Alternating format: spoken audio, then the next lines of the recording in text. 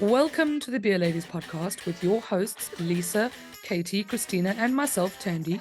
You can find us at our website or all over social media. Our website is beerladiespodcast.com, and our social media, Twitter, Instagram, Mastodon, Blue Sky, TikTok, and even Facebook are at Beer Ladies Pod or Beer Ladies Podcast. If you'd like to support the show, you can find our merch store link on any of our social media bios or in the show notes for this episode. And if you'd like to sponsor an episode, do mail us at beerladiespodcast@gmail.com. Now back to the beer. Hello and welcome back to the Beer Ladies podcast. I'm Lisa and I am your host this evening, this afternoon, this morning, whenever we are getting into your ears.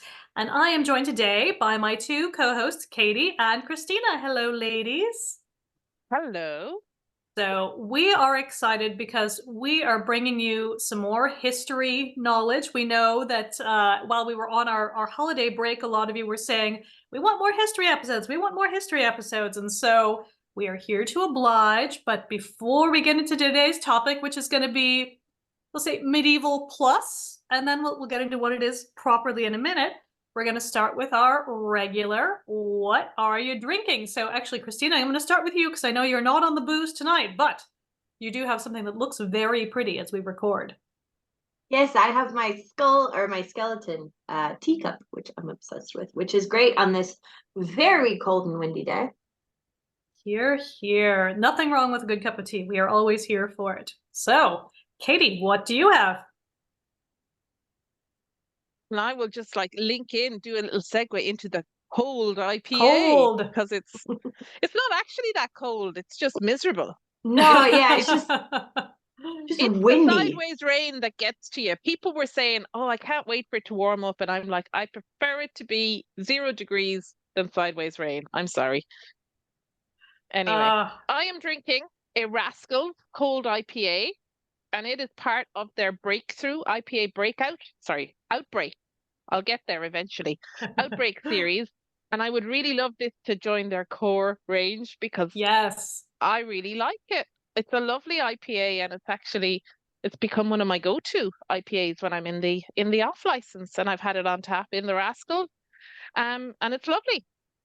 It is lovely. I really enjoyed that one. And the Galway Bay cold IPA is also really lovely. So as much as I can sometimes be a curmudgeon for new, and I'm air quoting, IPAs, actually that I'm totally here for. So more cold IPA. Wonderful. And I'm sort of in between. I'm neither on nor off the booze as such. I have the Lucky Saint, which is a non-alcoholic lager. So I'm actually giving this a shot for the first time this evening. Mostly because it's a school night and, there's a lot going on this week. But I've said that the nice folks who distribute it here in Ireland sent us some, so I will be giving it out to the other beer ladies as well to give it a shot to, give that a little, kind of the old college try. But I think Lucky Saint, I decided it was still on brand too, because we, drumroll, are going to be talking about monastic brewing. Woo! And mostly on the ladies. So we're gonna have to mention the men a little bit because they're around. But this is one of those topics where I know enough to be dangerous. Katie, I think you've got some interesting research on what's going on today, but this is really one where we're gonna kind of lead on Christina, but there's some other parts of this where I have my own, I'll say, specialty areas of interest. And we're going to get into that. But before we get into all the nuns, because we don't want to hear about these cool nuns. These are not like, these are not like the nuns that scared me at school. These are different. So before we get into that, though, I would love Christina to give us a little bit of a recap of what she has been up to lately. She's been going off to do some fun brewing and getting ready for some book stuff. So quick recap on that before we dive in. So I'm wearing a Closet Brewing Project hoodie, which I am sweatshirt, which I'm obsessed with. So I was in Edinburgh, the 12th through the 14th of January. And we were brewing a collaboration brew that we're going to be serving at one of the launches for the Devils in the Draft Lines, which is my book with Camera Books on the history of women in brewing in the UK, which is available for pre-order now. Yay! Yay! So we were basing it off of sort of these old recipes that women wrote to each other or were in their own recipe books, or just women's recipes that we found. So one of them that I found when I was looking through all this is a Scotch ale by Lady Hollenby. And so we looked at the brewing process, and Lucy and Lizzie looked at that, and we just got inspired by that. So it's sort of historical-ish, I should say, because we chose sort of our herbal additions, not necessarily because this is exactly what they would put in the beer, but because they sort of were inspired by different phases of Scottish history. So, for example, there was a Bronze Age burial in North Mains, and it was a woman interred with an ale or with a grain-based, probably alcoholic beverage that was herbed with meadowsweet. So we said, okay, we're going to put meadowsweet in there. Now there's the famous folkloric story of the Picts brewing with heather. So we said, okay, we're going to put heather in there. And then, of course, you know, there's other brewing herbs. And so we decided to include yarrow as well to get that really nice sagey background. And so we decided to brew with these, and we had a lot of fun making all these hot teas and things, or not hot teas, these herbal teas, to kind of figure out what combination was going to taste best and what we really liked. And so that was a lot of fun. But I think what we really enjoyed was looking through all of the things that women in the book that I wrote sort of got in trouble for doing and had their licenses to brew or their licenses to run an ale house potentially restricted. So gossiping, lying, these sorts of things. And we tried to do every single one on the list. So playing unseasonable music, we decided to play Monster Mash at like 10 in the morning, you know, like these kinds of things. And I'm going to be writing a blog post up about it, and of course, but it will be lots of fun. Please, if you're in the Edinburgh area, I will post more details, but it should be, you know, March 15th, 16th. Please come down to the launch and you will be able to sample the brew. So that was a lot of fun. And before we get into the nun stuff, I do want Lisa to talk about what she has been up to with her new project. So I've Before we do that, yes, please, Katie, describe your hoodie. Oh, that's Christine. A great shout. Yeah. This is so extra. We love it. Absolutely amazing. So there is a big rainbow on it, and then in kind of like pink fluffy cloud letters it says Closet Brewing, and there's like a wilderness scene with little people in it, and we're gonna have to make sure this is on our Instas. It is amazing. We'll have to take a picture. Good beer with good people. I absolutely love it. I think it is fabulous, and I just don't want you to skip over it just saying, oh, I'm wearing a Closet Brewing hoodie. It's an amazing hoodie. It really is. It's my favorite. I think I think it's my favorite piece of beer merch. I saw Lucy wearing it and I was like, where can I buy that? I need that in my life. So I'm obsessed. So now we'll go to Lisa and we'll just make my imposter syndrome massive. Oh, you're nonsense. Just overachievers, you know?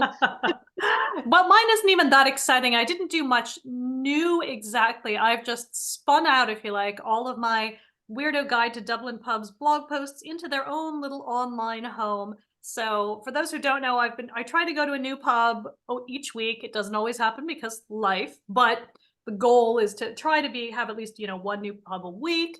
I go and I take pictures, I write it up, I make sure that we can say whether or not this is one that's kid friendly or not, or do they have food, or do they have traditional music? You know, what are the things that make this pub unique and why you might want to go?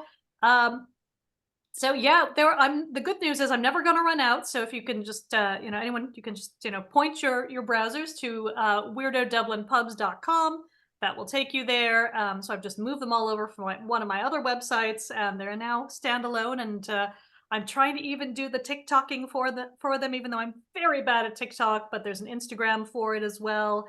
It's on Threads. It's somewhere on Blue Sky. I'm at least sort of cross-promoting it over there as well. But the nice thing is, you know, try to do the pub a week, try to say whether or not they have craft beer. And of course, possibly most importantly, is there any story or any folklore that the pub might be haunted? This is also something we want to capture and promote, if so, because our regular listeners know we are never not on our spooky stuff if we can avoid it. So, you know, got to get that in there. So yeah, and if there's a pub anyone really wants me to get to, let me know, because I admit my north side bias. I don't like to cross the river if I don't have to, but I do know that the ones that will really drive traffic are all on, the other side of the river. We'll get there. But folks, we've got a lot of good stuff on this side, so I have a bias. North but side, yes, best more to side. come. Yeah. Exactly. North side, best side. So that's out there too. So yeah, that's my little project. I try to, again, do it weekly. It doesn't always happen because sometimes, or there's weather. I have to say, I did do one very close to me. I haven't written it up yet as of this. It'll be out by the time this drops. But, because of the enormous storm, I was like, I'm going to go to a pub that's really close because I can't be out in this. So sometimes, laziness does win out. But we are not here to talk about lazy people today. Oh no. We are talking about monastic brewing and all sorts of cool stuff related to it. But I think we also want to sort of, grounded in why we're talking about this right now specifically, because here in Ireland, folks, we have a new bank holiday and we are very, very excited about it. So I think, Christina, before I go to you, Katie, maybe you want to set the scene for people who might not know about our bank holiday for St. Brigid. This is our second year, is it? It is our second year of the bank holiday. So it is. I think so. It's still new though. It's still new. We're getting used to it. Our most famous saint, will I say that? Yeah, go on. Yeah, so St. Brigid, she is, go the ladies. She is, and we have done a whole episode on St. Brigid before, where I've spoke about what we learned in school about St. Brigid, which may or may not have been true, because she may or may not have been a real person, or these things happen. Or an amalgamation of lots of different types of people. But yeah, it's a very special day, and it's great to see a female saint get the recognition. It's like St. Patrick has had his time, Yeah. Come on. Yeah. What do you do then? Oh, everyone goes out, gets hammered, We're gonna St. Brigid is cooler. It's like it's in February. You're coming out of dry January. She's the patron saint of brewers, isn't she? St. Exactly. Brigid? So there's a direct connection. It's not like with St. Patrick, like you say, where it's just kind of an excuse to be out on the booze. So she's telling you. St. Patrick wasn't even Irish. Exactly. Yeah, he just rocked up. He's like us. He just turned up on a boat and was like, "Here I am." So, granted, maybe not by choice in his case, but hey, yeah. Sometimes people tell stories. Not really by choice, but Ireland welcomes the people from both. Here we go. Yes, we'd like to think so. But so we're focusing on Brigid, as you say, Katie. We have an entire episode in our archives. Folks, go back and listen to that. But again, I think it's really important that whether or not she was a real person, or like you say, an amalgamation of many people, or at different times, different versions of that, women were doing all kinds of brewing, as we know from Christina's books coming out. But when we get into this, sort of specifically monastic brewing, Christina, tell us a little bit about what does Brigid represent here, and what are we talking about when we start to get into some of the actual people involved? Right. So alongside stories of Brigid, we have many sort of legends about her and brewing. Oh, yeah. So famously, I think the one that is most often written about is the bathwater story, which has been sort of diluted to this idea that she turned her own bathwater into beer, which is not exactly how the story goes. It's more that she saw a group of sick people and they had water prepared separately for bathing for them, and she turned that into ale after they asked her to provide that for them. So it wasn't that she was in her bathtub and was like, you know what, I would like a pint.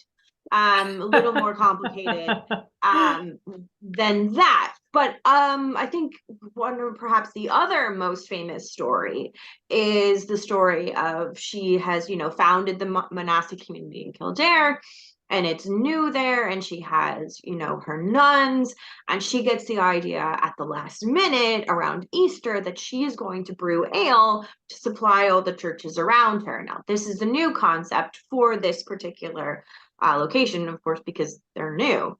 But she doesn't have enough malt and she doesn't have enough equipment to do this. So the nuns around her are panicking. But what that tells us is all of those nuns know how to brew, because they know that she doesn't have the right stuff to do it.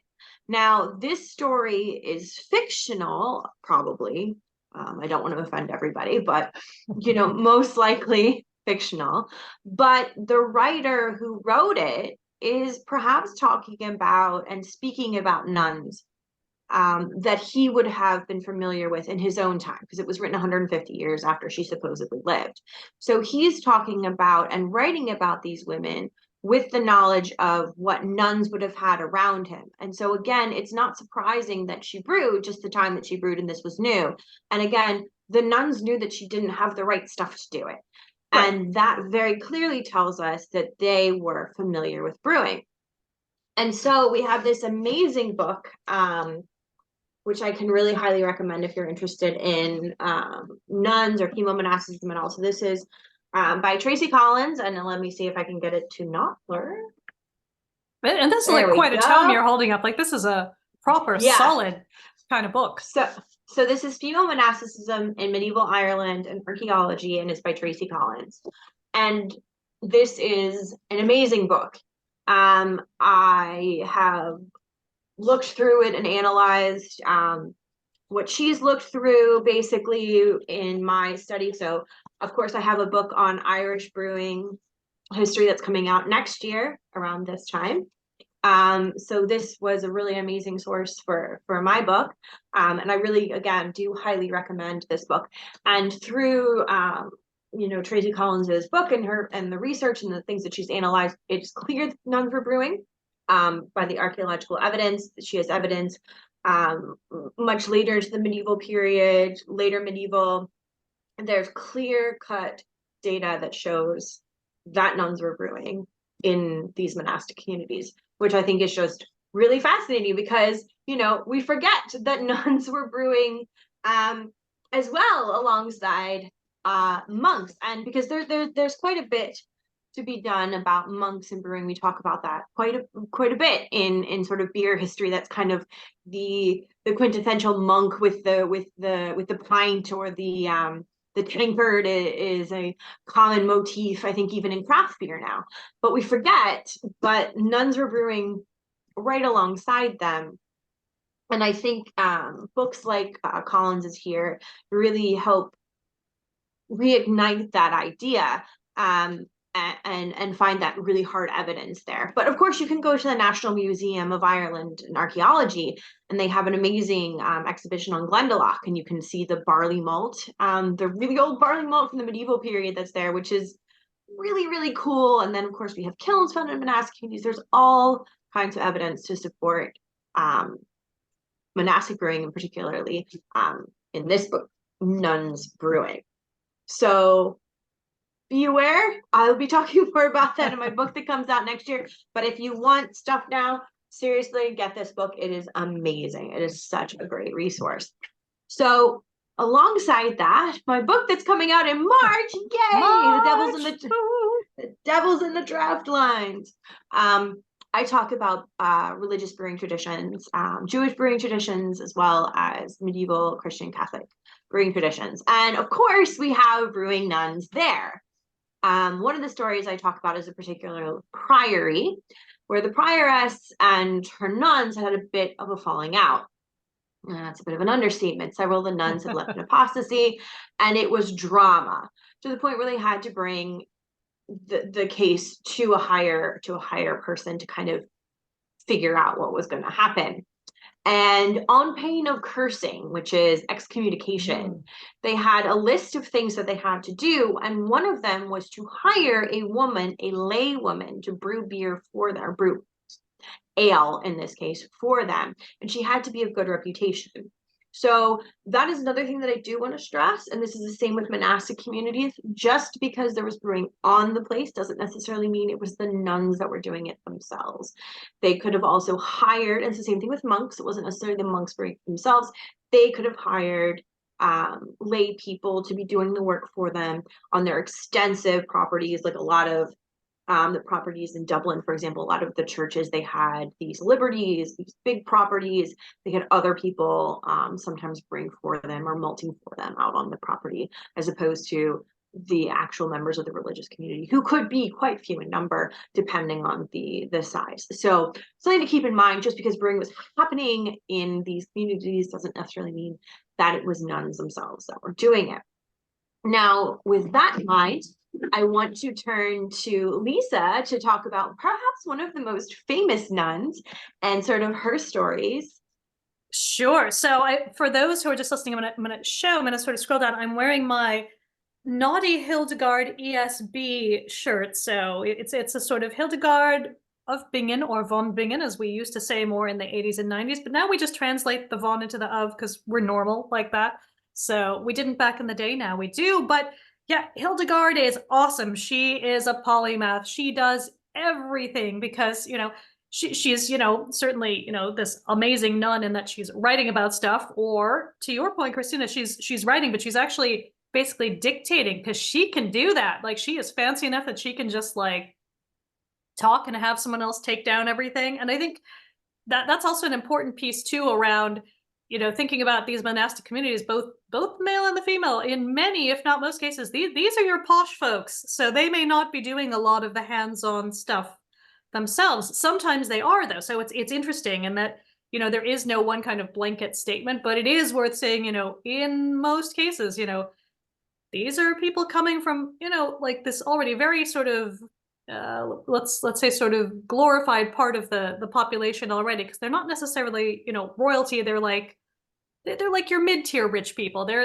up there, going all the way up to the top. And that's especially, with their extra daughters or extra sons who you don't want to marry off, they go into the religious life, because then they're gonna get you up there by doing their praying and so on and so forth. But they also kind of become tourist attractions themselves. Like, it is a whole thing. There's a whole piece we could do that we probably won't get into today, but just around kind of them, how these become inns. And, we've talked a little bit about that before with kind of, oldest pubs and things like that, because a lot of these monastic communities do turn into, other stuff. But again, Hildegard, she's just awesome. She's born in about 1098, goes to the nunnery probably when she is maybe 8, maybe 9, maybe 10, maybe 12 or 13. Like, there's no, kind of, definitive proof of when that is, but it's because she's one of so many children. And she is like a little bit of a weirdo from the start, that her parents are like, this is the religious one. Like, this is the one who's going to go and like intercede for us, because, she's having her visions. She's having stuff like happen, and again, this is all kind of from her mouth, if you like, from when she's very young. But she's there, she's being mentored in her particular religious community. She's writing stuff, she's composing stuff. And I would say probably for a lot of people my age, in their 40s and 50s and stuff, probably would have come across her first as a composer, because anyone who remembers the big sort of chant, like Gregorian chant revival of the early 90s, a lot of Hildegard's music also got sort of recorded and put out at that time, late 80s, early 90s. People were very big into their sort of medieval music, but her music is amazing. It's just fascinating to listen to. And it's, it's the kind of thing, it's very soothing to have on in the background, but also like, it's weird. And I like it because it's weird. So, she wrote music, and again, highly recommend a lot of those things. She wrote plays, and we can link to, there's some fantastic episodes of Going Medieval where Eleanor Jeniga talks about her. We're also going to link to one of her articles on her, which is just, absolutely fabulous. It's hilarious, but it's really talking about, how much we know about her, which is pretty unusual for not just a woman of that time, but like anyone of that time, because she was kind of so prolific. And I think one of the sort of cool facts is that she actually, like, again, kind of becomes a tourist attraction because her stuff's getting out there. The Catholic Church, like the Pope in Rome, sends people out to be like, "Ooh, we don't know if we like this," and they turn up, to be like, "Do we need to like excommunicate her? What's going on?" But they turn up and they're like, "She's awesome. We love it." And so she basically then gets to go and have her own religious community. There's some amazing miracles, maybe not, and stuff that goes on, but like, she just becomes more and more popular. But the other reason we're talking about her today is that, there in what's now northern Germany, she's brewing with hops. And we know that because she writes about it. So you will sometimes see, people sort of take this in a sort of to a sort of logical extreme, being like, she's the first person to use hops in beer. No, this is not a thing. Do not go down that path. But,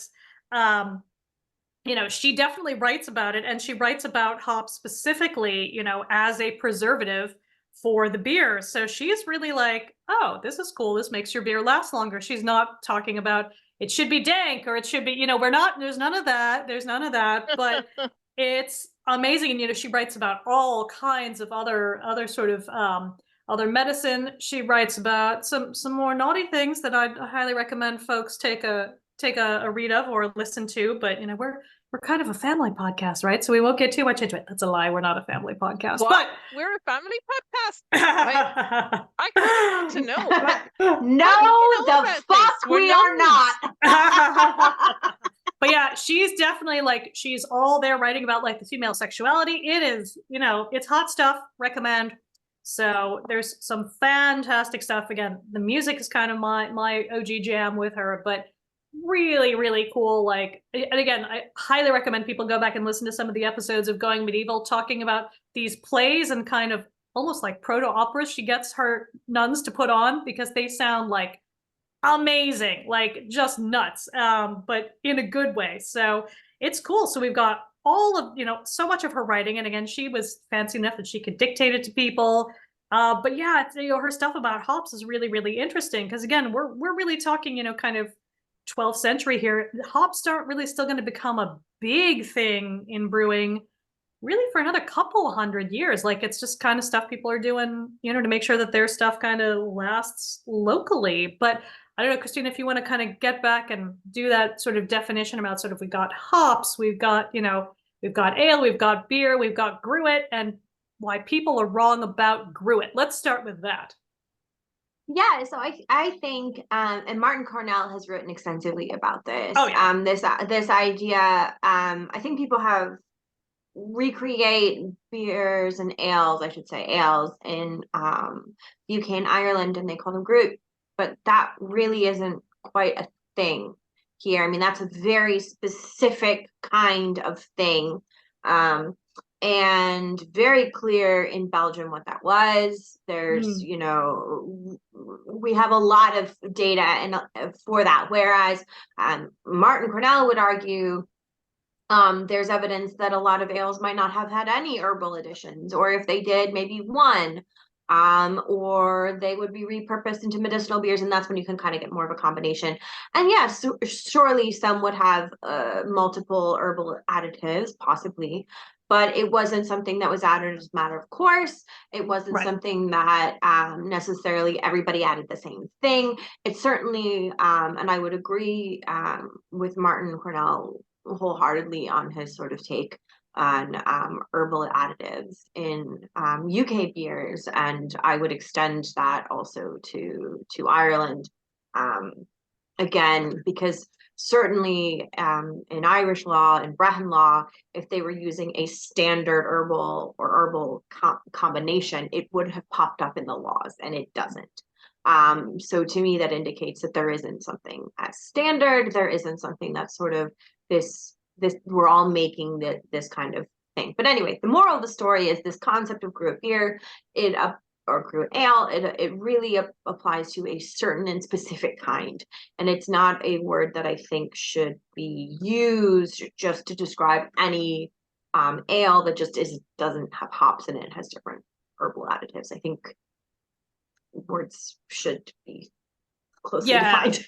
Definitely. No, I think that makes sense. And I think, again, the other thing I really love about, and it's important to remember this too, the other sort of Hildegard's take on hops is, she doesn't, just see them as helping the beer. She sees it as medicinal, because she's all about using her medicinal plants, but it's all medicinal in a specifically, medieval system. Like it's going to help you with your melancholy, or your bile. So we're talking about your humors, and, you want to make sure you're balancing your humors, and you're going to need to have kind of different things at different times of your life, et cetera, et cetera. But it is really interesting that she says, oh, well, the hops help you with, this one specifically. And again, she doesn't go super deep into it, but it's a really interesting way it's kind of phrased. And again, obviously in translation, but, again, it sounds very much like it's based on observation, like it feels scientific and not just like a kind of, folk remedy, if that makes sense. Like it feels like she's like, oh, you might try this, and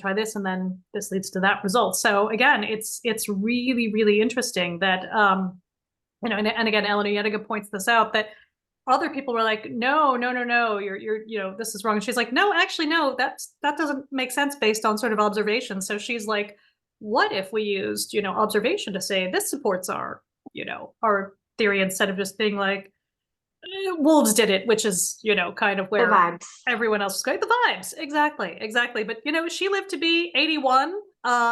She didn't die until 1179, so that's a pretty good innings for that era. Now, again, that said, we always see a lot of nonsense about everyone dies when they're 30 or no. That's just people who don't understand how these things get calculated. But yeah. If you survived through childhood, you were probably looking at your 50s and 60s at least. Like that number is significantly brought down by the incredibly high childhood mortality rate. But if you survived your childhood, 50s, 60s. And especially like if you're one of these kind of nuns in in this kind of religious community, you don't have to give birth. I mean, sometimes things happen in some communities, but not in this case. This is more kind of the ladies being friends with other ladies more than anything else. So we're cool with that. So you're not going to have to go through childbirth.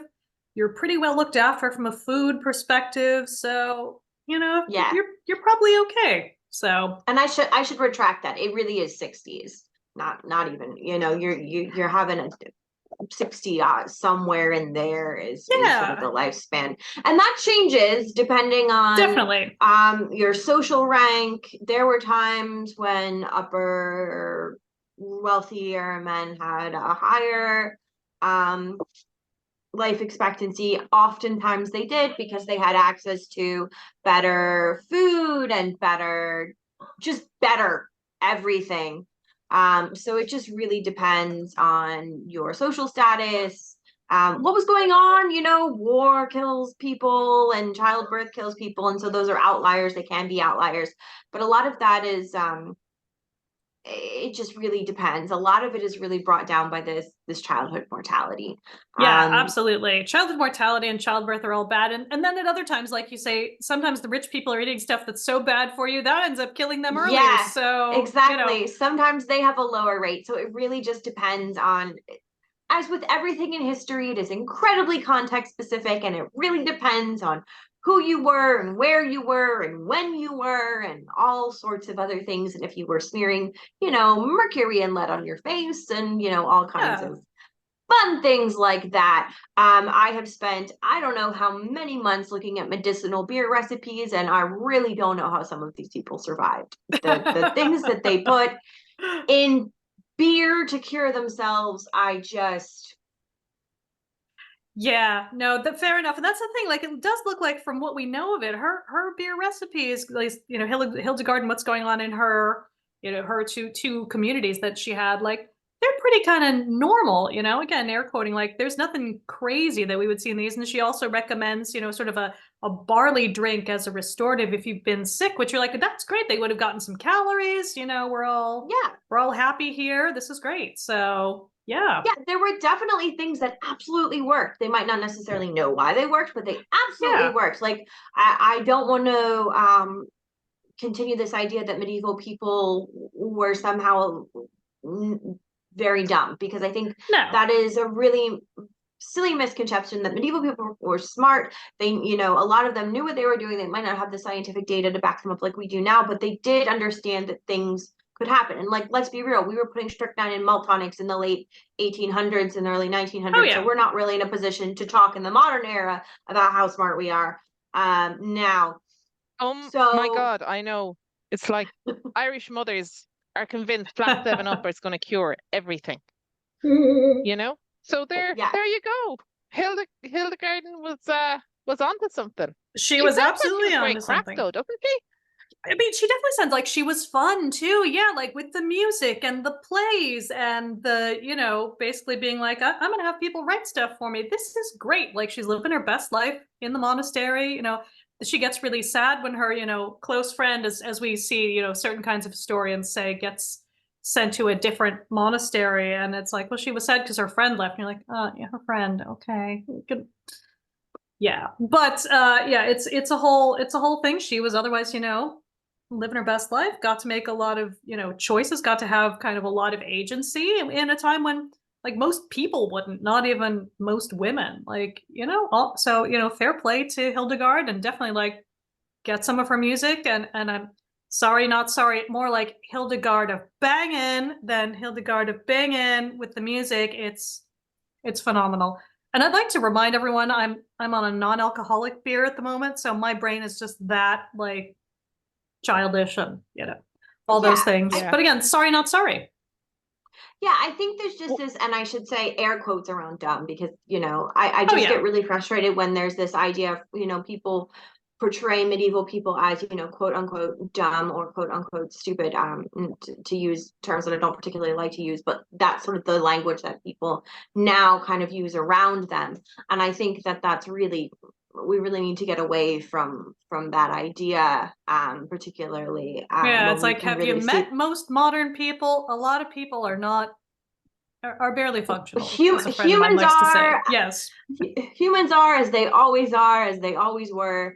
When we know more, when we have more data, you know, we move along that way. But, you know, people use what they had and the information they had, and you'd really be surprised at, in terms of the medicinal cures, what might have, you'd look now and go, oh, well, that makes sense, you know, because we know now that this and this works.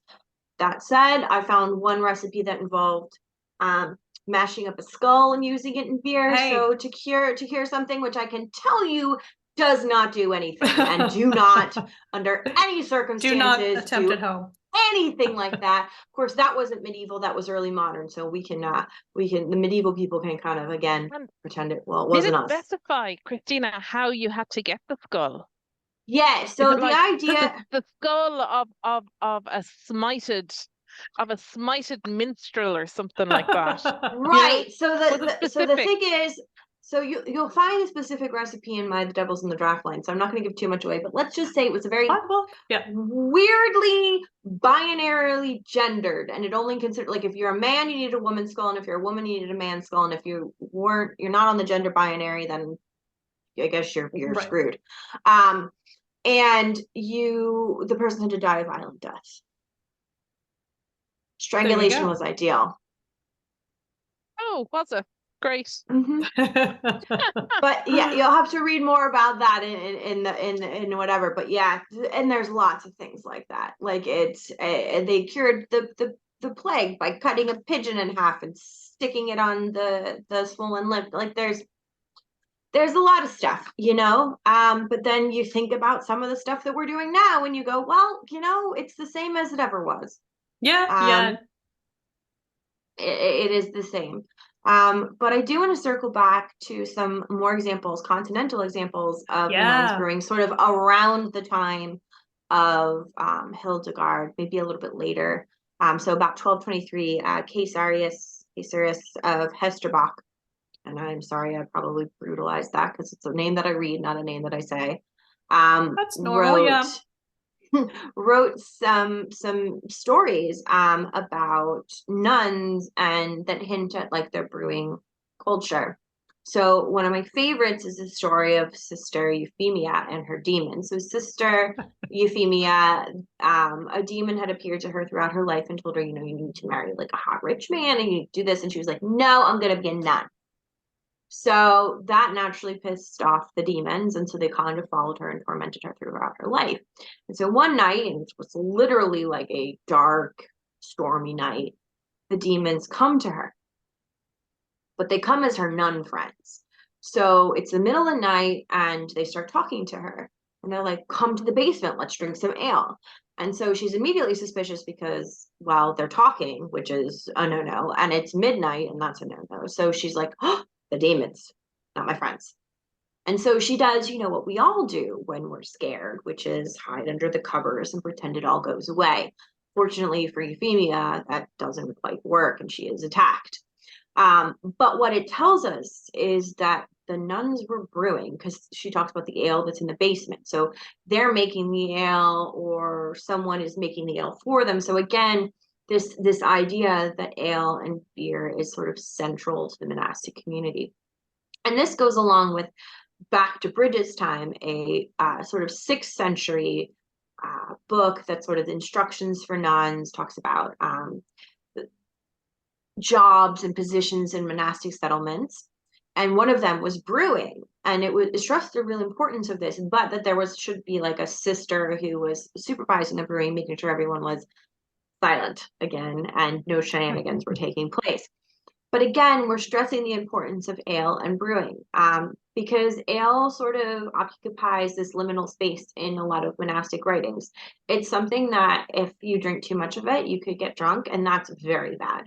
But it also occupies this essential part of your daily nutrition. So it walks sort of this fine line between this like important part of what you should be doing every day with, but you can't have too much of it. So in Irish monk writings, you have these sort of discussions between monks about how much should we drink and can we drink ale. And sometimes some monastic communities say, no, you can't drink ale because it's just too enjoyable. It's just too much fun. You like it too much. And then you have monks writing back and going, no, we're going to still drink ale. And I think we'll get into heaven just the same, which is basically what they say back. So there is definitely, and this goes on and on and on throughout the medieval period, these sorts of discussions of how much ale can we drink? Can we drink too much? Can we drink too little? And what is the line here? Because people were very cognizant of drunkenness. So again, I think this actually does away, again, we've talked about this when we in previous episodes talking about Irish beer and beer in general, this does away with the idea that medieval ale was necessarily very low alcohol. It certainly wasn't if they're talking about drunkenness and drinking alongside ale.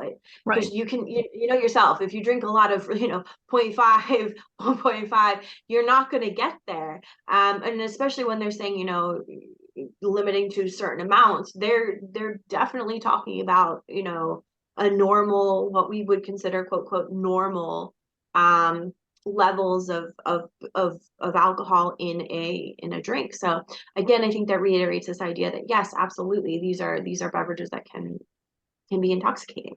And they're an important part, again, of daily nutrition on the other side. So yeah, you have this really, really fascinating dichotomy. And I think you can see that throughout history, just this pull between two different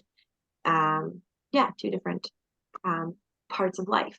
So I think that's really fascinating. So again, I think we've talked a lot about some medieval stuff. We've talked about what's happening on the continent, what's happening in Ireland, what's happening in the UK, but there are still nuns out there getting the beer brewed. So Katie, what have you discovered in your research? I think when you call it research, I think that the word research is doing a lot of heavy lifting in that sentence. I googled. Nonsense. that counts. But, that's a skill. Yeah, there you go. It was like in quite a few papers, like I have the Independent here, and what is it called, the Drink Business. They say, move over, monk. Belgian nuns join in on the brewing tradition, and then it's like sisters are brewing it for themselves. Of course, they said that. Oh God. Belgian nuns join monks in beer making, and I'm like, hang on, people who are right, man. Okay, that's a guy, Philip. Oh, Eloise wrote the other one. Probably a lady. Oh, I can't assume their gender though. But yeah, so they're talking about how the nuns' abbey was falling apart, so that they needed to do repairs. So they decided to, at the Maradret Abbey, is that a famous one? I don't really know. That they decided to join the lads, and it's like, hello. Exactly. But their beers were based on spelt, a grain mentioned in text by St Hildegard, a German Benedictine abbess. Very good. From the 11th century, who inspired the Belgian order. So she inspired all of these things, and plants commonly grown in the nun's garden were also used. But I hate the way they're like, oh yeah, move over, lads, the girls are joining. This has never been done before in history. Cliched, gendered approach. It's like, my God, the nuns have been doing it for centuries, and they've been doing a great job.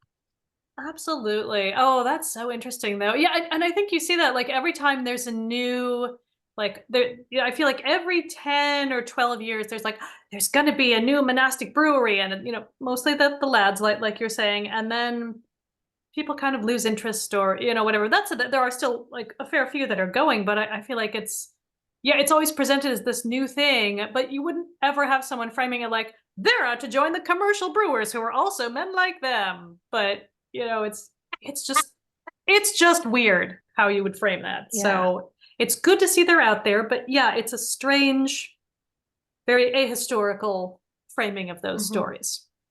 You don't have to go back very far to figure it out, Yeah, and actually it's interesting, even especially in Belgium, I would say, where you have all of these communities of lay women as well, who were doing all sorts of interesting things commercially, but like brewing and lace making and all of these other things. So yeah, that's an interesting one. There you go. But yeah, I think that goes along with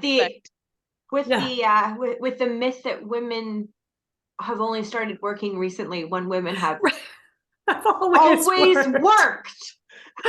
Yeah, exactly. Like, this is not new. Try working on a farm. Hi. Yeah. Don't. If you have a choice, don't run a mile. I'm sorry, it's hard work.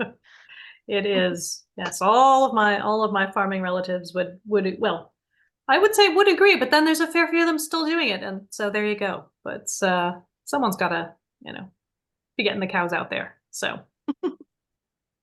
there you go. But yeah, so I think before we wrap up, I think we would just want to put that out there to the listeners. Are there any new monastic, ideally nun-run breweries you guys have heard of, or any that you would recommend? Again, we know that there are plenty still going in Belgium and a couple of other places, Germany, the Netherlands, here and there that the lads are doing. But again, there's clearly some nuns out there still doing this. We would love to hear more about what that's like. If anyone's ever sort of visited one of those or has had a beer from one of those, I think that would be really, really interesting. But I think we'd also love to hear, like, have you guys seen any kind of more discussion around some of this kind of earlier medieval women's brewing with Brigid's Day, kind of with these things coming up? I think that'd be really interesting to hear more of those stories, and not just from us, because we know you're going to hear it from us, but, curious to know if you guys are hearing those things out in the zeitgeist. So, we're planting seeds and hoping that they all grow. Yay, just as these nuns would grow their barley. And so I tied it all together there. It was amazing. I see what you did there. Gonna pat myself on the back because, yeah, job well done to me. But I think with that, I think we've probably covered it. We've got a lot of exciting things in the pipeline coming up, folks. We've got some interviews. We've got some more historical things, but again, we're going to keep saying it. We've got exciting times coming up with Christina's book. So do keep a listen out for those. There's going to be some events in person, as she mentioned earlier. So we'll try to keep you guys apprised of those, because you get autographs, folks. Let's just put that out there. Autographs are so 1990s, Lisa. It's all about the selfies these days. Selfie. So Christina, figure out your hair color in advance. What if someone tried to get you with like different hair each time? Just no pressure. Put that out there. All right. So with that said, anything anyone else wants to add about women brewing in the medieval period, or have we solved world hunger with it? I don't know. I think we're good for today. I think we've done well for the day after and before the storm. Yes. We're doing okay. Yeah. We all have power. It's we all have beer, and folks. Last time we recorded, Katie had run out of beer, so this is we've solved that. So there we go. And at St Brigid, I went to the shop and magicked it up myself. There we go. Oh, there we go. That is it. So, folks, thank you again for listening. Of course, thanks to Christina and Katie, and we will be back with you in your ear holes again very soon. So, thank you and goodbye.